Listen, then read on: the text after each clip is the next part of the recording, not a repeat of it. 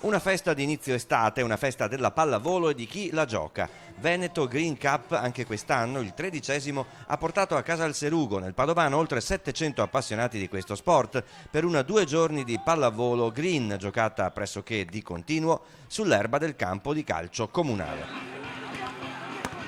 Allestiti 24 campi di volley a 4, 3 le categorie di partecipanti, quella hard dove ci sono pallavolisti esperti, la soft per tutti gli altri più qualche inserimento dalla hard e la easy per quelli che sono venuti al torneo per la compagnia.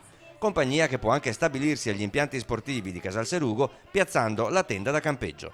Il clima, c'è condivisione, c'è unione, insomma tutti questi atleti arrivano qui, mettono giù le tende e c'è la condivisione di questi spazi bellissimi che mette a disposizione il Casalserugo e c'è la parte di gioco che è lunghissima perché i ragazzi giocano almeno 6 partite durante tutto il torneo e poi c'è la formula accompagnata dalla festa serale che è lo spritz party. 120 squadre miste e questo aiuta il buon umore. Le sfide sono pressoché continue, molti anche gli aperitivi a disposizione. La manifestazione si svolge a Casalserugo da 11 anni. Per la pallavolo di Casalserugo, ma anche e soprattutto per il paese di Casalserugo, è un evento splendido che raggruppa tutta una serie di ragazzi e ragazze che giocano a pallavolo e anche no, ma che hanno lo spirito di voler stare insieme e questa è la cosa più importante per noi.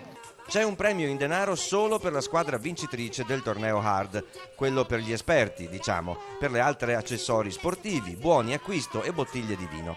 Veneto Green Cup destina i ricavi delle iscrizioni, tolte le spese vive, ad alcune realtà sociali di Padova e del Veneto e questa è la schiacciata più bella.